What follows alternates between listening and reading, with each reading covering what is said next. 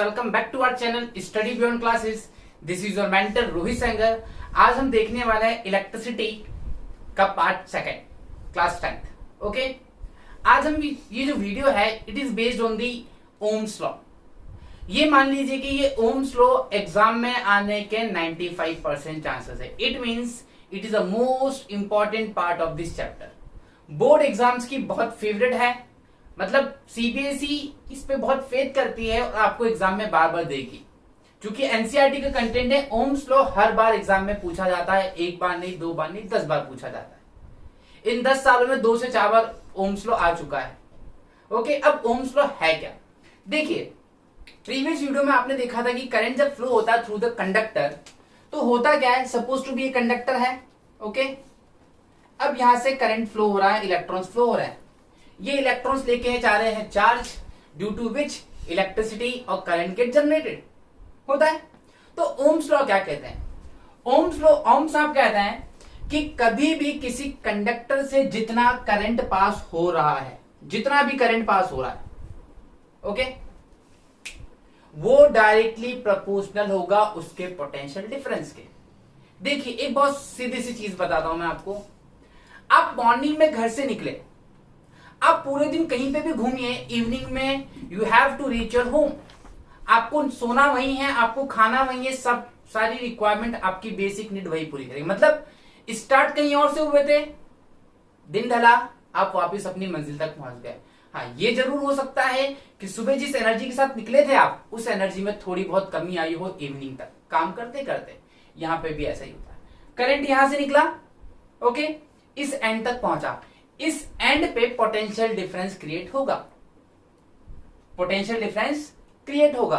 और वो potential difference किसके बराबर होता है? सीधा सीधा करंट के प्रोपोर्शनल होता है। तो मैं सीधा सीधा एक्सप्रेशन लिखता हूं, V is directly proportional to the I।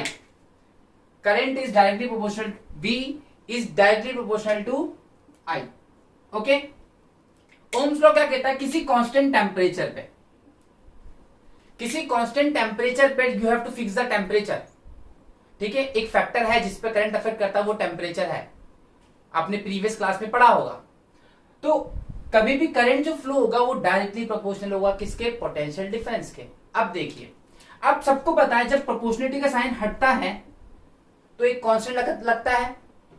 तो यहां पे जो कांस्टेंट लगा रहे हैं हम, that is R, where R is constant of resistance. अब ये रेजिस्टेंस क्या है सर? ये नया वर्ड है आपके लिए। R क्या है? ये है Ohm's law, V equals to IR।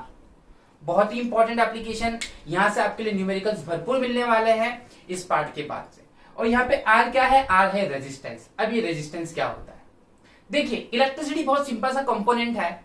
जब कभी भी इलेक्ट्रॉन्स फ्लो करते हैं तो उनको फ्रिक्शन फोर्स एक अपोज करता है, एक फ्रिक्शन उसको रोकता है, बोले कि तू मत जा यार, वहां मत जा, तू जाएगा तो तू कंडक्शन पॉसिबल हो जाएगा।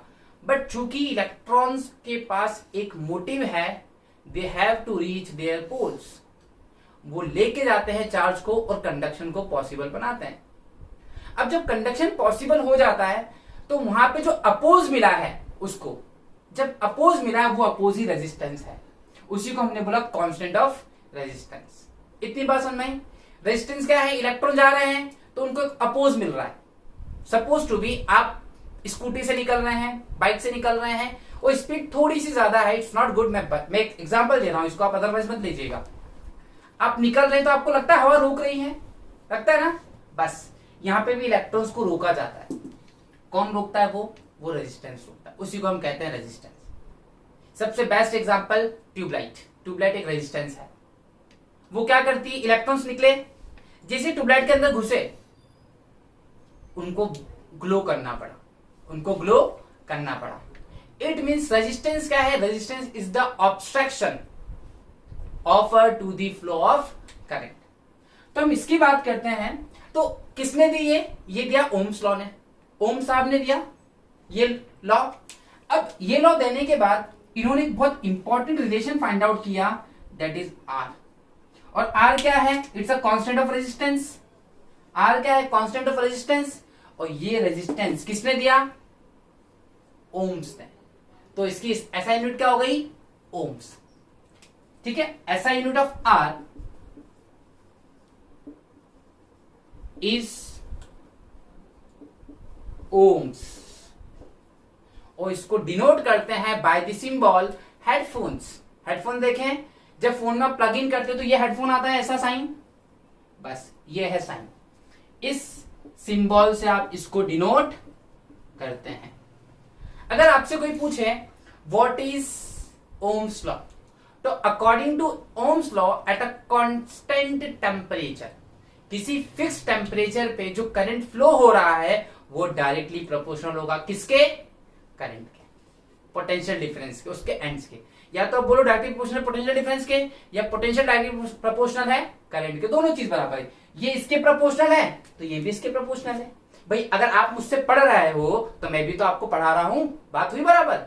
अब वो अलग चीज है, दोनों प्रोपोर्शनलिटी। मैं जैसे जैसे पढ़ाऊंगा आप वैसे वैसे पढ़ेंगे, मैं नहीं पढ़ाऊंगा तो आप नहीं पढ़ेंगे। तो प्रोपोर्शनलिटी का मतलब ये है, अगर V बढ़ेगा तो I भी बढ़ेगा, V घटेगा तो I भी घटेगा। तो यहां पे मीन ये है प्रोपोर्शनलिटी का। इतनी बात आई होप आपको समझ में आई होगी कि ओम्स लॉ क्या है। एग्जाम में सीधा सीधा क्वेश्चन आता है व्हाट इज ओम्स लॉ। एक क्वेश्चन तो ये हो गया।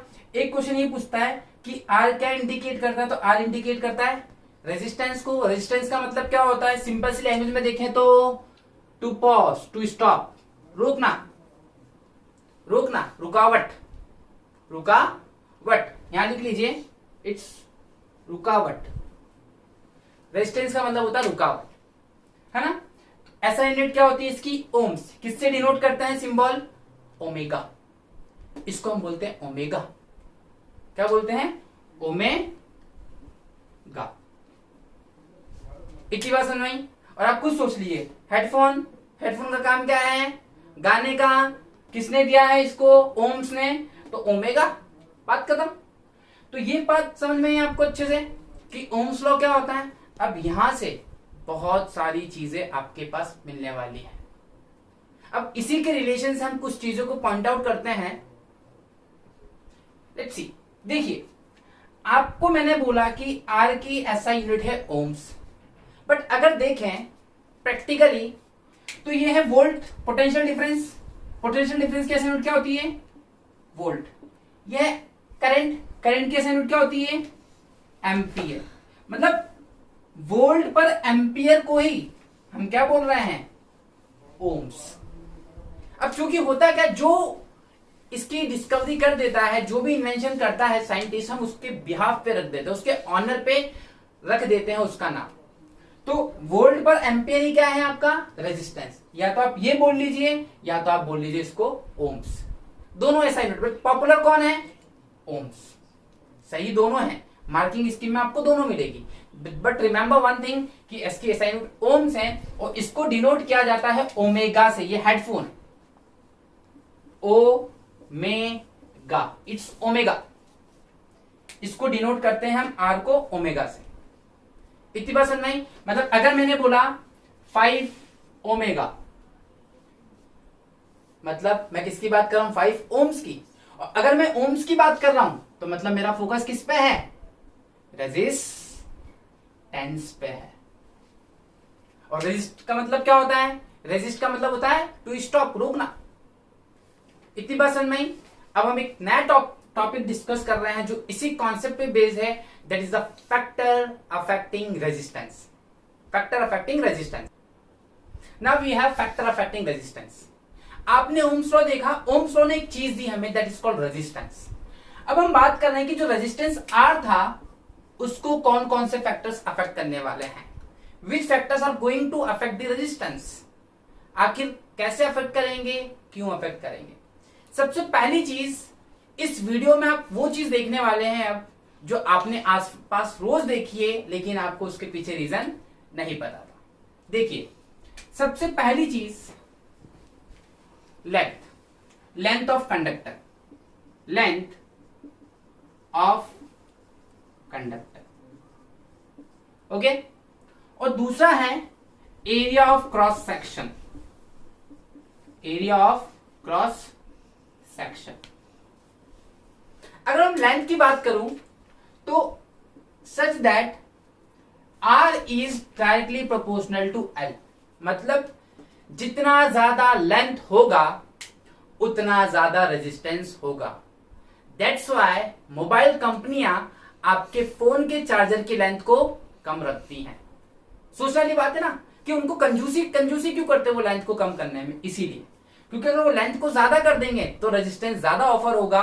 अब चार्जर का काम है बैटरी को चार्ज करना, इलेक्ट्रिसिटी को वेस्ट करना नहीं है, तो वहां पे वो कहीं ना कहीं अफेक्ट करेगा।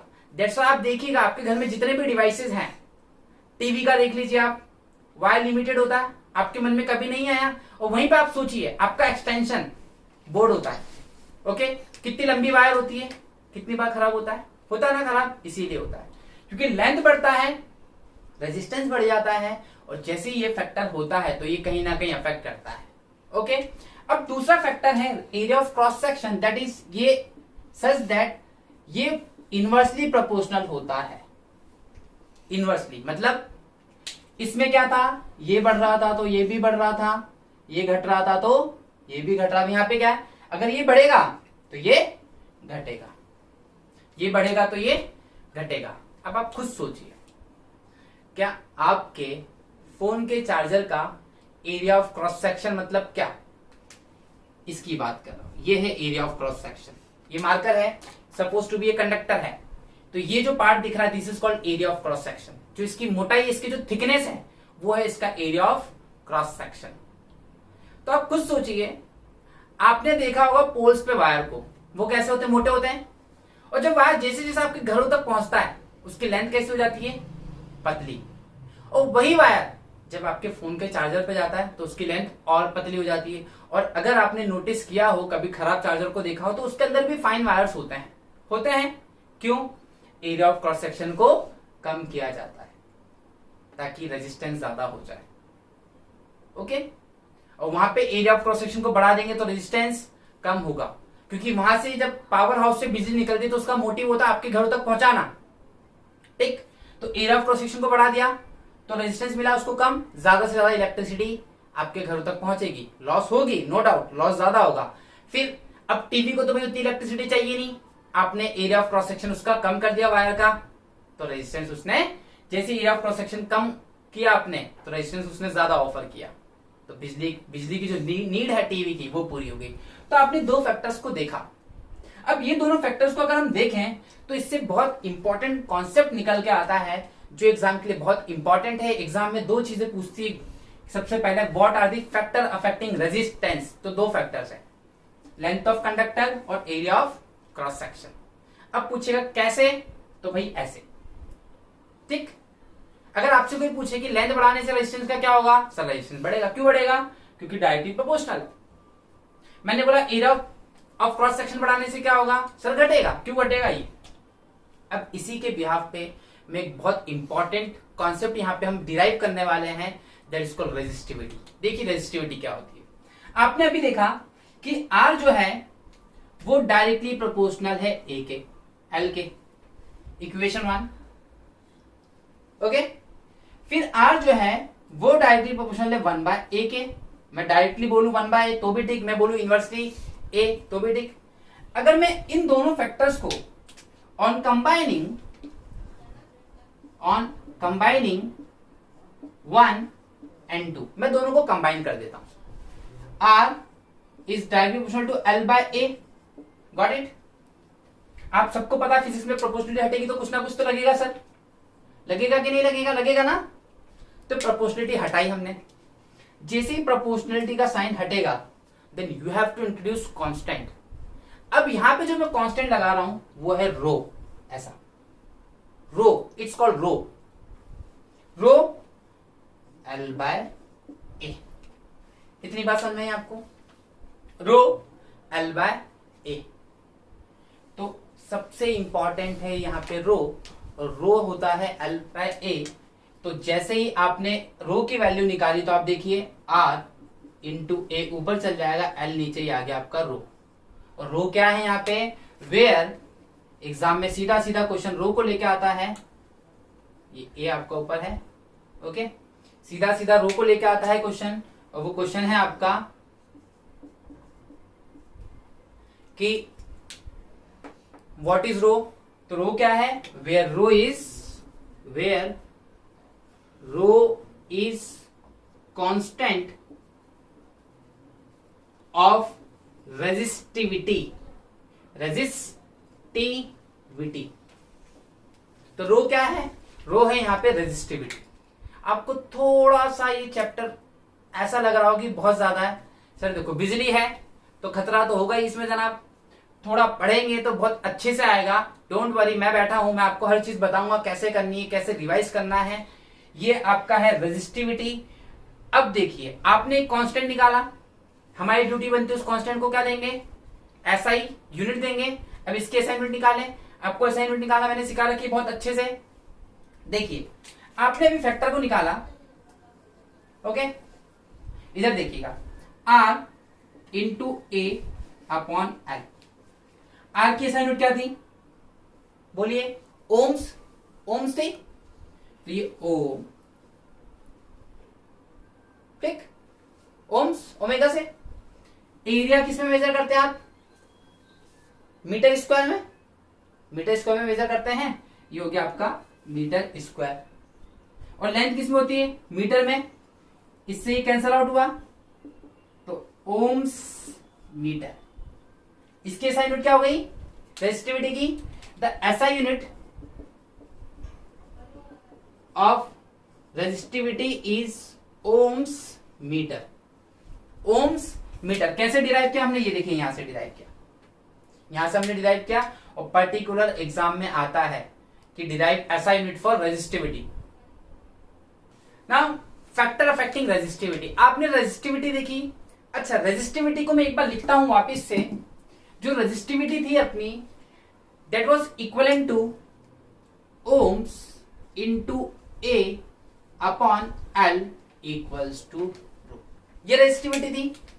इधर देखिएगा आप ध्यान से, हम इसकी एसआई यूनिट निकालें, ओके। एसआई यूनिट मैंने वीडियो में बताया भी था मैंने आपको, बट अब सिस्टमैटिक लिख लीजिए। एसआई यूनिट ऑफ रो मतलब रेजिस्टिविटी, इसको हम बोलते हैं रो, RHO, ठीक। निकाले रेजिस्टिविटी का एसआई यूनिट, ओम्स की किसका एसआई यूनिट है, ohms into area of cross section meter square, length meter, cut गया इससे, तो ओम्स मीटर हो गई इसकी एसआई यूनिट। ये आपके पास एसआई यूनिट आ गई इसकी ओम्स मीटर। एग्जाम में सीधा सीधा पूछता है what is the SI unit of resistivity और रेजिस्टेंस में कंफ्यूज मत होइएगा, अभी मैं क्लियर करूंगा रेजिस्टिविटी है क्या एक्चुअल में, ओके। अब यहां पे हम डिफाइन करेंगे रेजिस्टिविटी को, डिफाइन करेंगे हम किसको, रेजिस्टिविटी।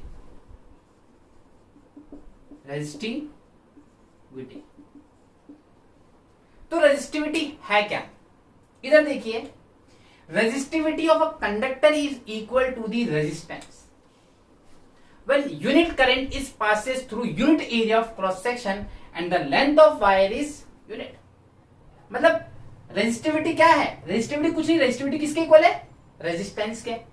बट कब इक्वल है वो, अगर एरिया ऑफ क्रॉस सेक्शन आप 1 ले लें और लेंथ भी आप कितना ले लें, 1 ले लें। इतनी बात समझ में आई। मतलब resistivity of a conductor is equals to resistance when unit current passes through unit area of cross section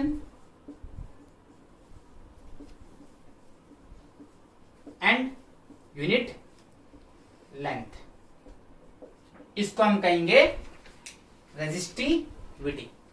तो ये तो बात हो गई रेजिस्टिविटी की। आपने रेजिस्टेंस देखा था, रेजिस्टेंस के दो फैक्टर थे, दो फैक्टर कौन कौन से थे, एक एल था एक ए था, एरिया ऑफ क्रॉस सेक्शन और लेंथ। अब मैं आपसे पूछूं भाई रेजिस्टिविटी के कौन से फैक्टर्स होंगे, तो आप क्या बोलेंगे?